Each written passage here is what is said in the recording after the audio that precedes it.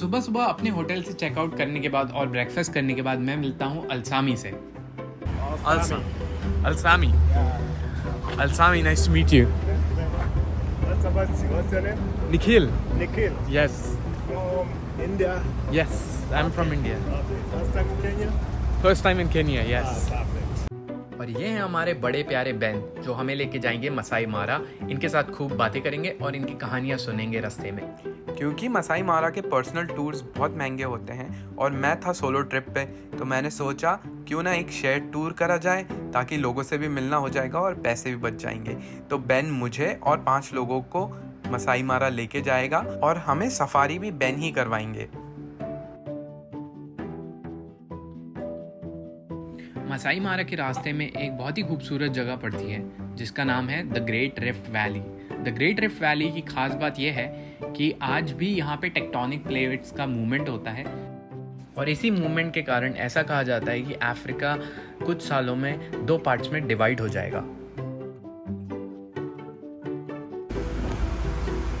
Great Rift Valley from Red Sea to Mozambique, 0 degree equator, और हम लोग हैं यहाँ पे कहीं अभी।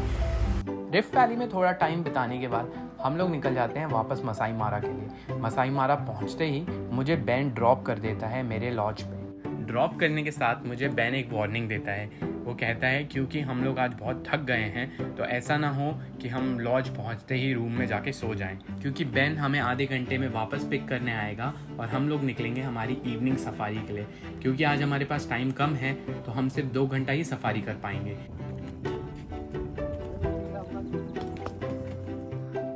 थैंक यू गाइस, क्या गजब है यार ये लॉज।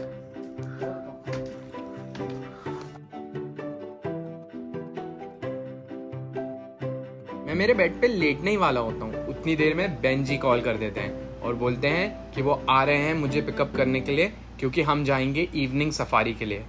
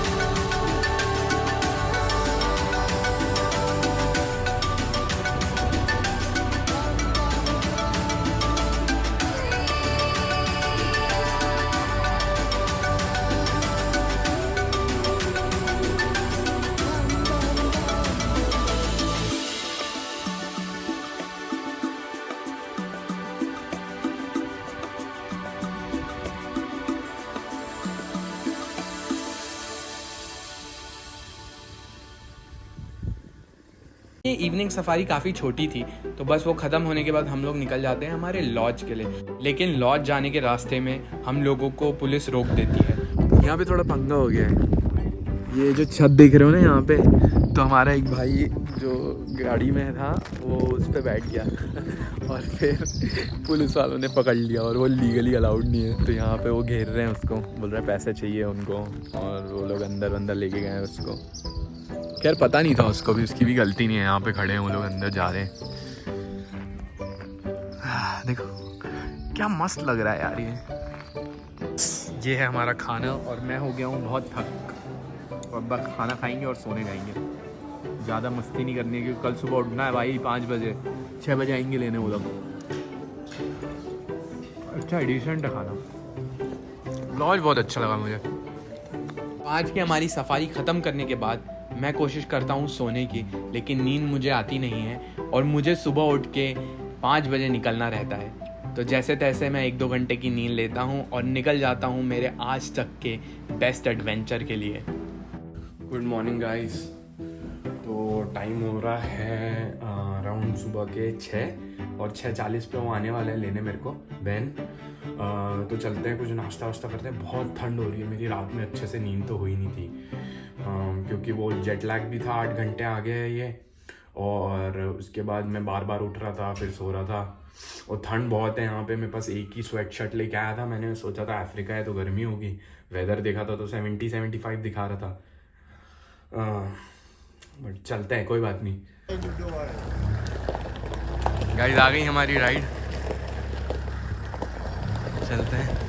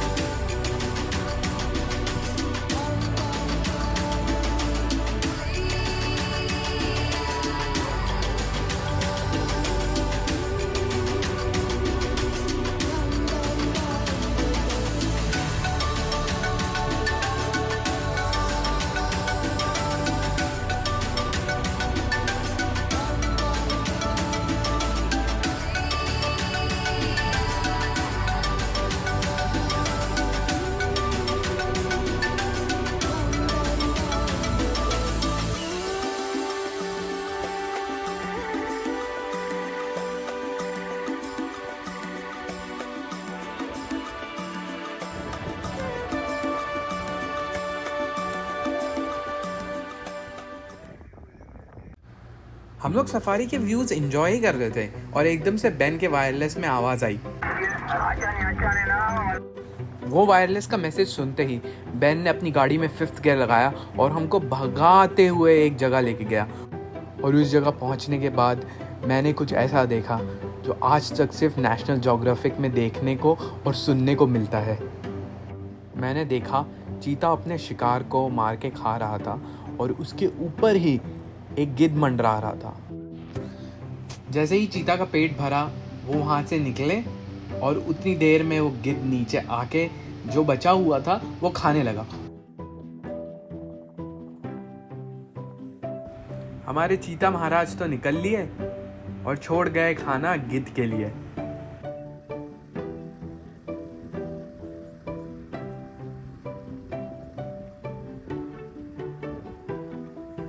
काफ़ी इंतज़ार के बाद गिद्ध को खाना खाने का मौका मिलता है। वो बेचारा अपना खाना खा ही रहा होता है, उतनी देर में उसके साथ कुछ गलत हो जाता है।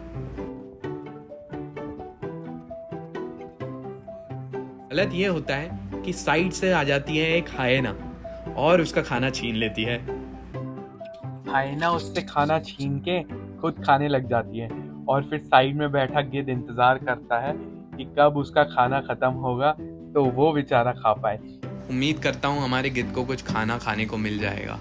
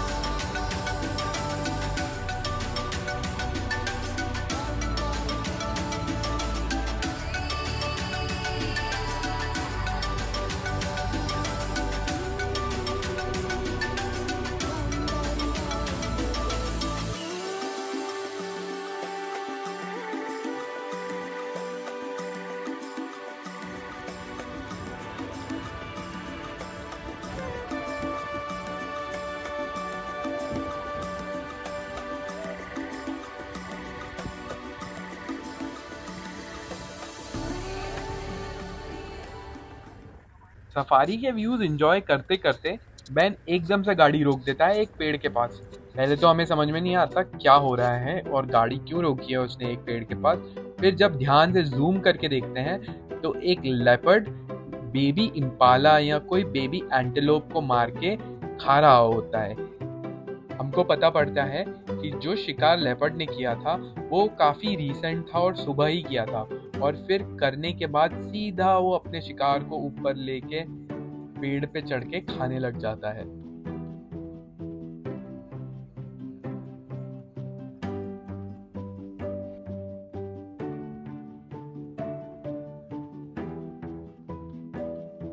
Ben, say hi. Hi, Ben from Kenya, the Safari Guide. और हमारा छोटा सा ब्रेक खत्म होने के बाद मैं बेन से पूछता हूँ, बेन क्या हमें आज लायन देखने को मिलेंगे? बेन कहता है ऐसा ज़रूरी नहीं है, क्योंकि हम जो ग्राउंड कवर कर रहे हैं वो बहुत छोटा है और मसाई मारा बहुत बड़ा। तो ये सुन के थोड़ा सा डिसअपॉइंटमेंट होता है, लेकिन इतना सब देख लिया होता है कि लगता है ये ट्रिप तो वर्थ थी। और मैं ऐसा सोच ही रहा होता हूँ और बेन गाड़ी रोकता है और हमको अचानक से देखने को मिलती है एक लायनेस, और लायनेस के पीछे उसका बेबी कब। वो बेबी कब मम्मी का पीछा करते करते जा रहा रहता है, और माँ तो आखिर माँ होती है, तो वो बार बार मुड़ के देख रही होती है कि उसका बच्चा उसके पीछे पीछे आ रहा है कि नहीं। थोड़ी देर वो चल चल के थक जाता है तो उसकी मम्मी भी रुक जाती है और पीछे मुड़ के देखती है कि वो जब तक सेम पेस पे मैच हो। और उसके 50 मीटर चलने के बाद ही हमको देखने को मिलती है एक और लायनेस, लेकिन इस बार लायनेस के पीछे बेबी कब नहीं, लायन रहता है।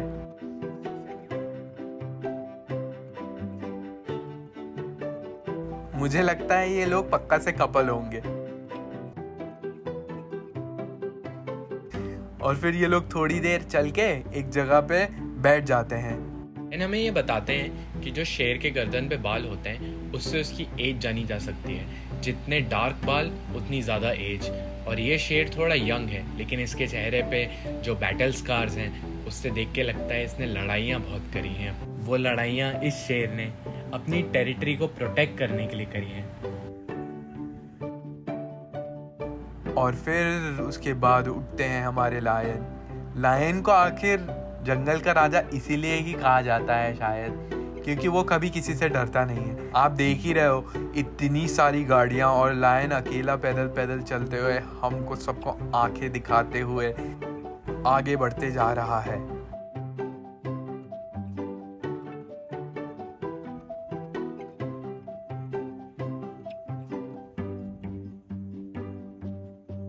थोड़ा आगे चलते ही एक हाथियों का झुंड मिलता है, जिसमें 2 बेबी हाथी और शायद एक मम्मी पापा या उनके भाई बहन रहते हैं।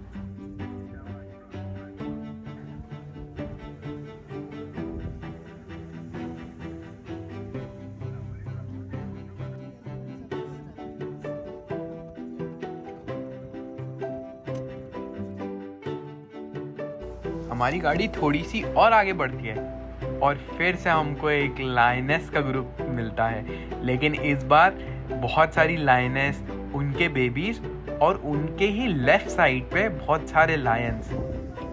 जैसे गांव में नहीं होता कि कुछ मेल्स जो होते हैं वो एक जगह पे अपना ग्रुप बना के बैठ जाते हैं और फीमेल्स और बच्चे एक जगह पे ग्रुप बना के बैठ जाते हैं, कुछ वैसा ही देखने को हमको यहाँ मिल रहा था। और काफ़ी अमेजिंग व्यूज़ थे, क्योंकि बेन हमें ये भी बोलता है कि ऐसे रेयर साइटिंग्स होते हैं कि आपको एक दिन में इतने सारे लायंस, लायनेस और बेबीज़ दिख जाएं, और वो भी ऐसे आराम से बैठे हुए। तो वो हम लोगों का सबका लकी दिन था।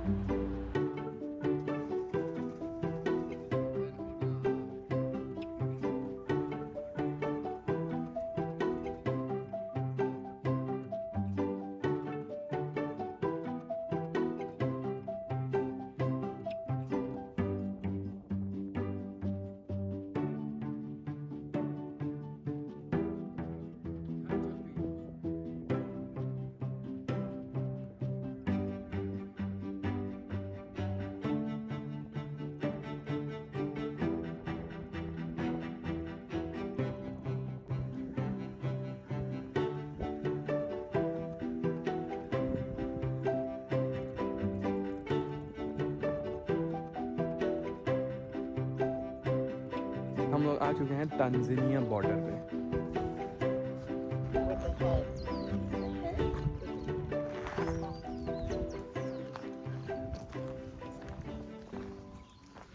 गाइस ये है तांजानिया, यहाँ से तांजानिया स्टार्ट होता है। International boundary, no entry into Tanzania.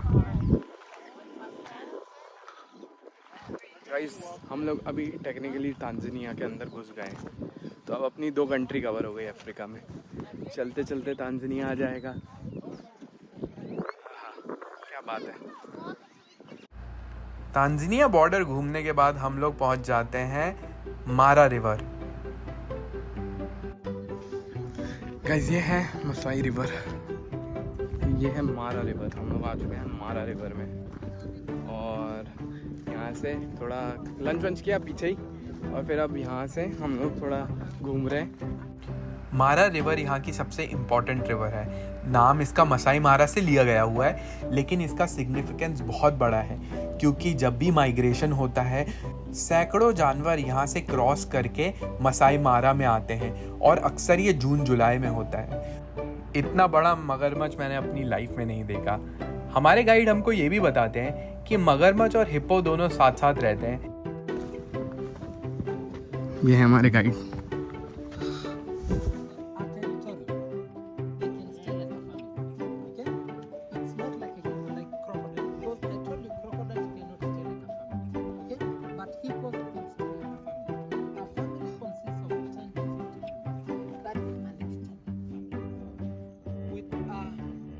Dominant hippo, which is the king or a bull. Okay? If the hippos come out of the water, a dominant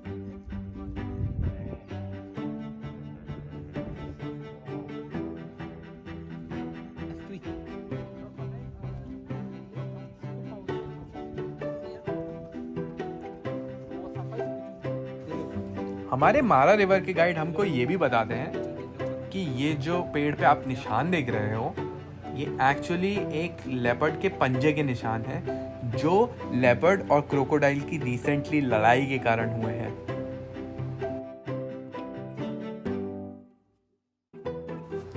मारा river और Tanzania की border देखने के बाद हम लोग वापस गाड़ी में बैठते हैं, लेकिन इस बार गाड़ी आपका भाई चलाता है। मैं बेन से बहुत रिक्वेस्ट करता हूँ, और मेरे जो पूरे ग्रुप मेंबर्स हैं उनको भी बोलता हूँ कि आप लोग सेफ रहोगे, आप मुझे ट्रस्ट करो। और वैसे तो ये चीज़ अलाउड नहीं है, क्योंकि मसाई मारा के बहुत स्ट्रिक्ट रूल्स हैं, लेकिन बेन ठहरा अपना भाई, तो वो अपने भाई को गाड़ी चलाने को दे देता है।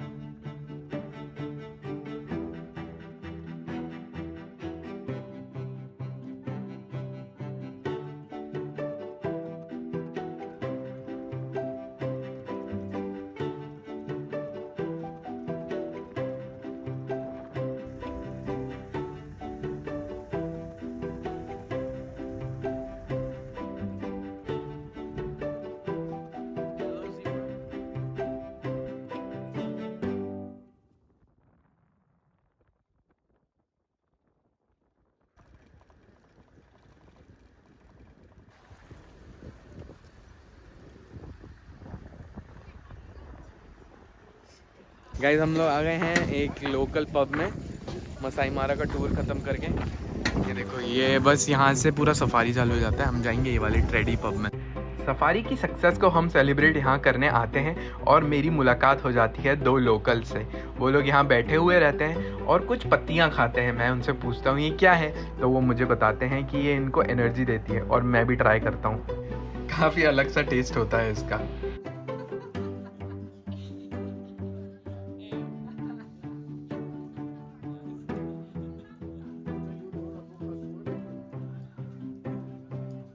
टूर खत्म हो गया है आज का।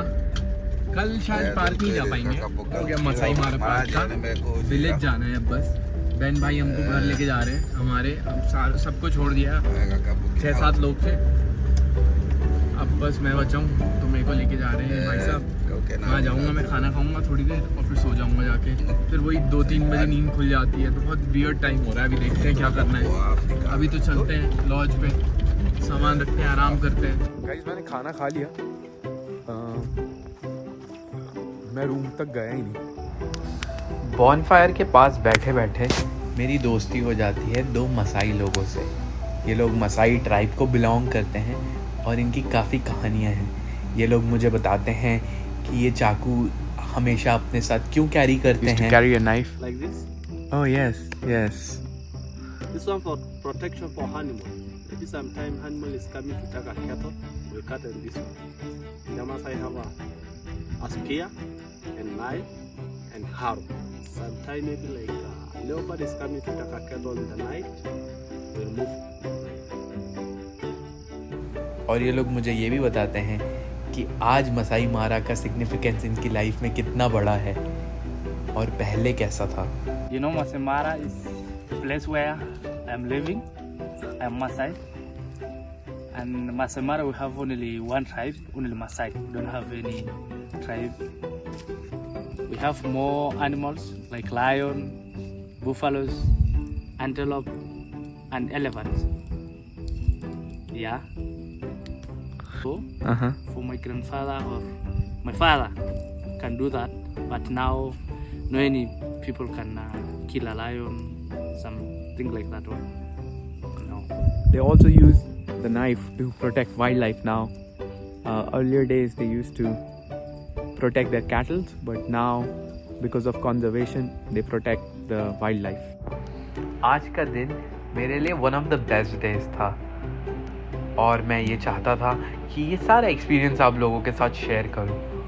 आपको वीडियो अच्छा लगा हो तो प्लीज़ लाइक, शेयर और सब्सक्राइब ज़रूर करना। मिलते हैं अगले वीडियो में।